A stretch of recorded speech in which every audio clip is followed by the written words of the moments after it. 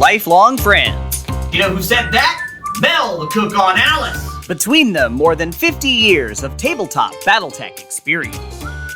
I don't think you've got the girth for that. They're looking for some of the biggest Wobby Whoppers and Periphery jump ship crew superstitions of lore, rules misfires, and shocking truths as they search for the facts in the fiction of Battletech.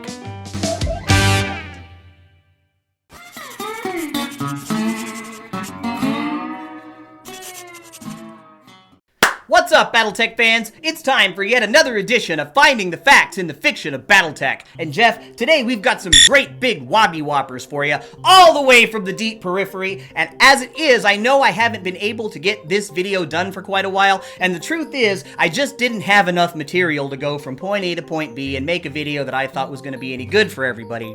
That is until this most recent outing, where we talked about bad mechs. And you know what happens. Every time you talk about bad mechs, well, everybody's got an opinion on bad mechs. And they're all gonna come share it with you, and that's what we love about our folks and our friends here at Battlebound. They all come tell us what they love, what they don't like, and what they think that needs improvement. So, we have a great big Wobby Whopper to start this one off, Jeff, and this is the impetus for this episode.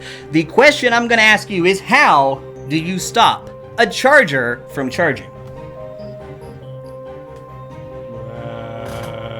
Stay away from it? Well, you remember way back in the day when we were doing these episodes back before we got all this neat setup that we have in here, that we were doing physical attack myths, right? And you remember how it was the wild, wild west back then. They were making things up as they went, and every single other edition seemed like it had more physical attack types in it than they had previously. It's like they were inventing it all as each new rule set came out. So, here is the claim. One of our viewers came on to the Bad Mechs discussion and was talking specifically about the Charger and left the following comment. When the game first came out with the Charger in TRO 3025, charging was not a physical attack. I don't think charging came out until the late 90s or even the 2000s. That is the claim. Okay. So, first, I'm gonna throw to you, Jeff. What do you think about the claim? Is it true?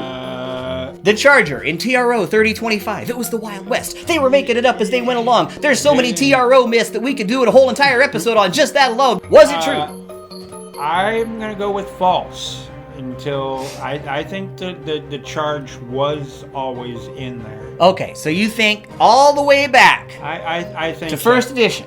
Maybe the second. Because that's what we're talking about here. The question, or the claim I should say, that has been put forth is that when the Charger was released in TRO 3025, that charging was not yet a physical attack type that could be executed. Therein lies the claim. Is it true? Well, I'm not sure, but I think if you had to put a $5 bill on it right now, low risk. I would still say that it was. I'm going to go that it was actually an attack that was possible. Okay, so in order to find out whether or not you are right and whether or not our dear viewer is right, we're going to have to go over to the battle shelf, and you will have to hand me that copy of Battle Droids. Far left. While you're getting that out, let's have a look at the actual TRO 3025. Go ahead and set that there. First, we'll inspect the Charger. Right here. CGR 1A1. Does it list anything in here? Oh, in the description of it, right. But, I mean, I'm skimming here. It doesn't really look like there is anything that's going to be in this particular TRO that is going to back this claim up. So we're going to have to throw to Battle Droids and pull out, excuse me while I whip this out, the old Battle Droids rulebook. Now, this had the old Marvel Comics effect, so, you know, you flip it upside down like that. Whichever way you're looking at it, it's the right way to look at it. But this is basic Battle Droids that we're looking at, and we ain't basic. We're gonna move to the advanced section. Because the advanced section is where you're gonna find charging. Right. Things like that. So, we'll go to, let's see here, critical hits, physical attacks, bada bing. All right. So there's a pushing attack, that's the very first thing that's listed. Charging attacks. I had a feeling. Right there. And here we are, this is page number 20 of the Battle Droids rulebook, charging attacks. Plus some other stuff. So, as it turns out, this one is going to have to be busted. Because the charging attack has always been a part of the game ever since the fluff was created. But I gotta give them this. It was a long time ago. It was way back in the day. Things were being made up as they went along, as we will soon investigate in the very next segment. However, here is the benefit of the doubt that I'm willing to give this guy. Because if you go through this book, and you're looking at, for example, basic Battle Droids. The original games, this one, second edition, they all used to come with kind of their own built-in starter set rules. So you would play the basic version, then the mid-grade version, and as you get used to each of these steps, you would then move on to the advanced and full version of the game where you're keeping track of everything. So it could just be, if you look in the beginning steps of the game where you're just learning how to play here, and let's say you'd never touched this before, it doesn't even mention physical attacks in here. It's all weapon attacks. They don't even talk about that. Okay. They get into advanced, which that's not that's the mid grade. Right. Expert is the final. So we have weapon attacks, ammunition. We're still not talking about physical attacks here. Okay. So I mean, we got? Punching and kicking. So, in the advanced version of Battle Droids, you would have punching and kicking. Right. So, it's not until you get to the expert Battle Droids section where we start talking about all the different myriad physical attacks. Right. So, I'm not saying this fella was around in 1984, but, you know, it's a long time ago. Time has a way of playing tricks on your brain. You remember one thing, it actually turned out it was the other way. Maybe you were just remembering some of the old beginner rules, something like that. But I think that at some point this could have been plausible, but in the back of my mind I knew it was just... Right, yeah.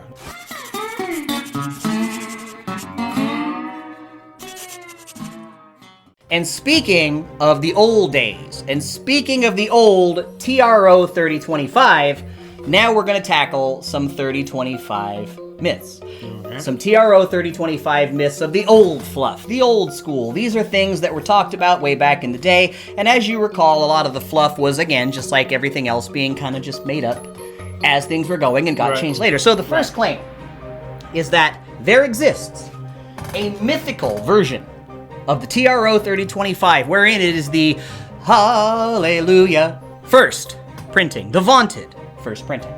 And in this first printing, this mythical tome of legends past, exists a tale of a PPC packing locust, running down the battlefield, busting it so hard that he knocks himself over every time he takes a shot.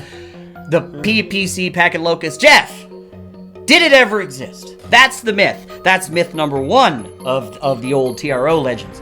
Did it exist? Is there a TRO 3025 that is the much maligned, much talked about first printing?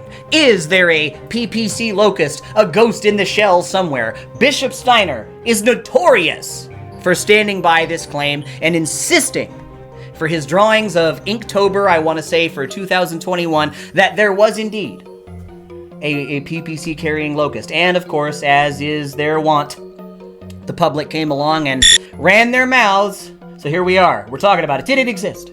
I'm going to say no. But he says no, folks. Fuck that shit. Okay, but I mean, so you say Bishop Steiner is the one that says yes. Yes. He is how I found out about this myth. I mean, I will say no, but it might be yes. I mean, but I don't think you can fit a PPC on a locust. Now here's the thing. Where it comes to technical readout 3025, there have been a myriad of printings, okay? Oh, yeah. Not just the one that we have here in the studio, which this is the one that's pretty familiar to everybody. We all know this one. Most of us came up during a time when this was the tome, the Bible, if you wanted to look up TRO 3025 stuff.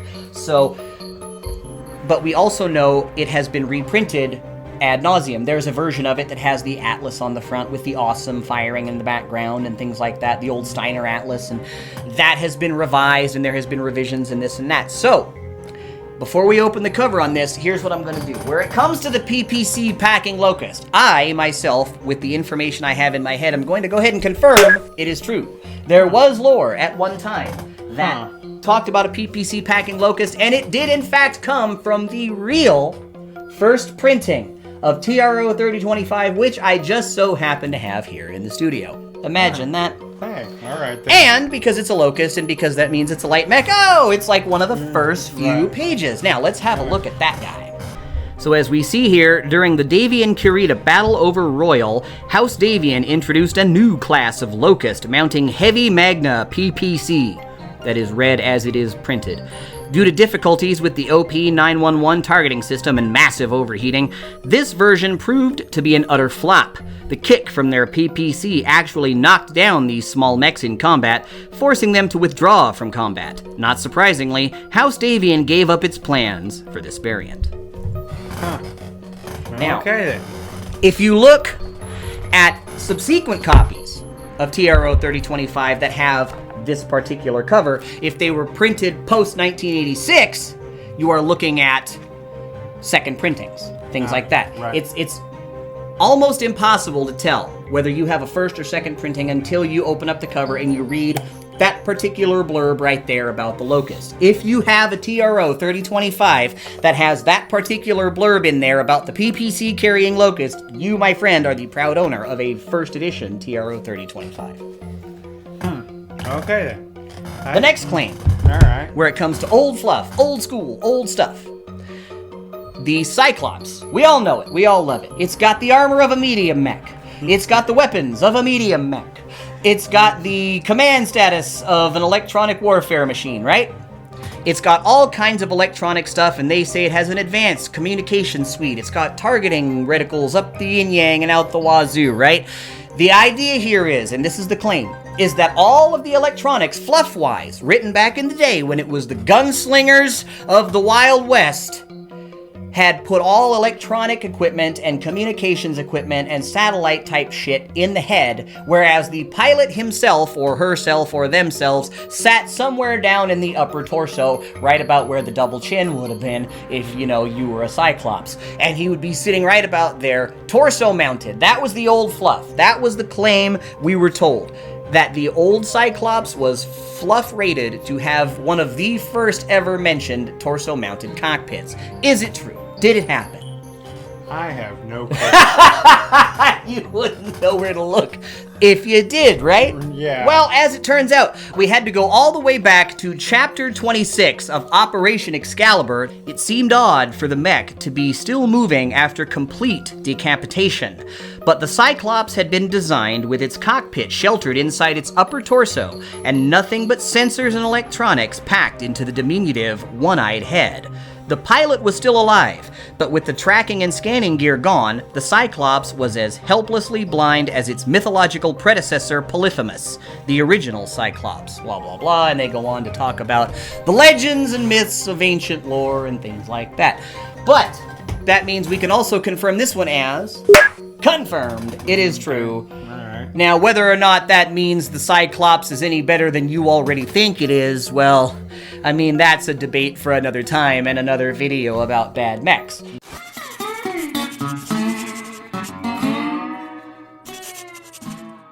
Okay, Jeff, so tell me, how does a targeting computer work? The clan version.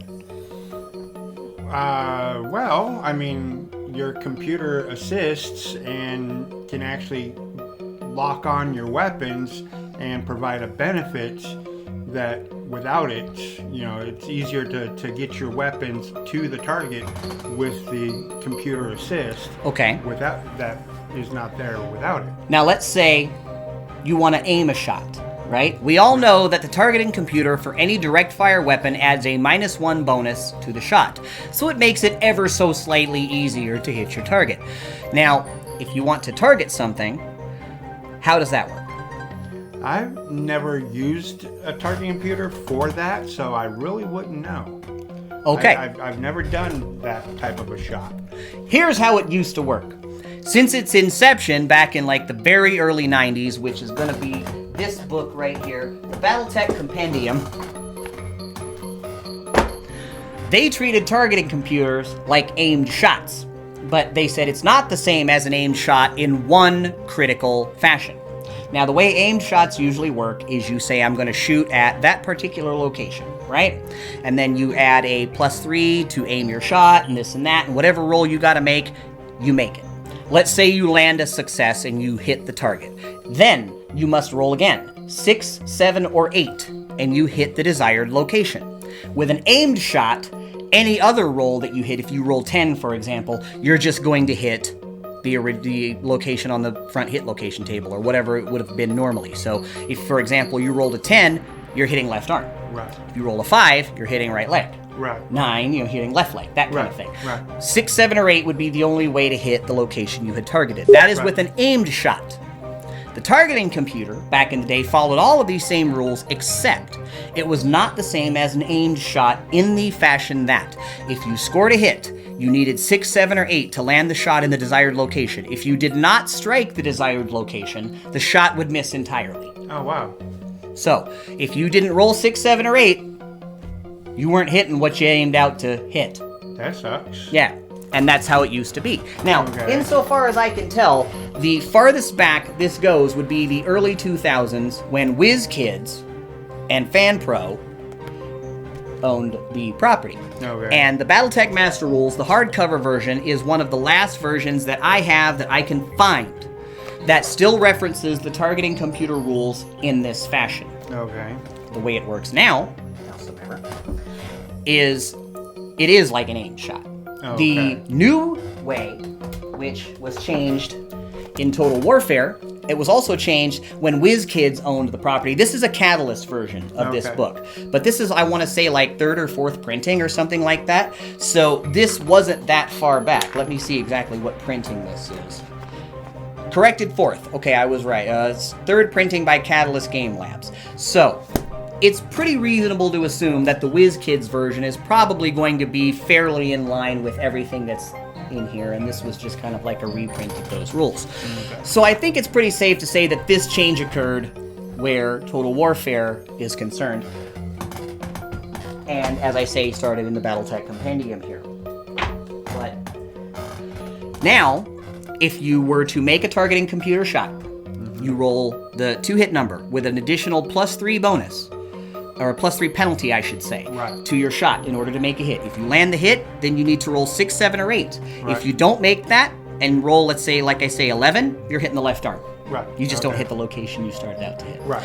And originally, we actually have a viewer out there by the name of Drew, and we talk quite often, and he had some friends in his local play group, since they're all just starting out, who just could not believe that you could have a pulse laser mounted on a machine with a targeting computer and receiving -3 bonus. Cheese.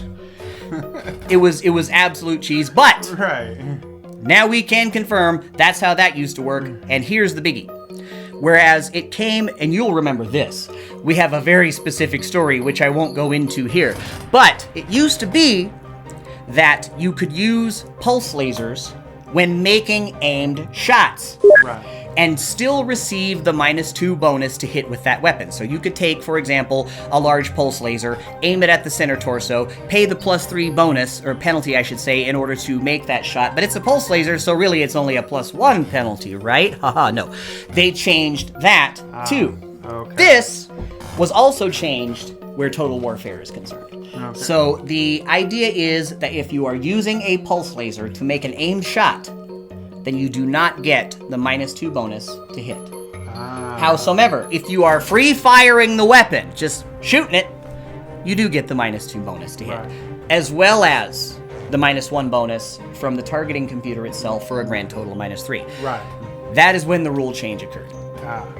Alright, Battletech fans, that concludes this particular edition of Finding the Facts in the Fiction of Battletech. I want to throw a big shout out to all of the people who submitted the myths for this particular episode, because whether they're busted or confirmed, we love going through the information and looking it up anyway, because every day with Battletech is much better than a day without Battletech. If you like what you've seen so far, do us a big favor, hit that subscribe bell down there and turn on all notifications so you can find out exactly where Battlebound is going to turn up next. And check out our Patreon at patreon.com/battlebound and help us grow and make more memories with you, where we don't just tell war stories, we tell your stories. For myself and my broadcast partner Jeff Snyder, we'll see you next time right here on the Space Lanes.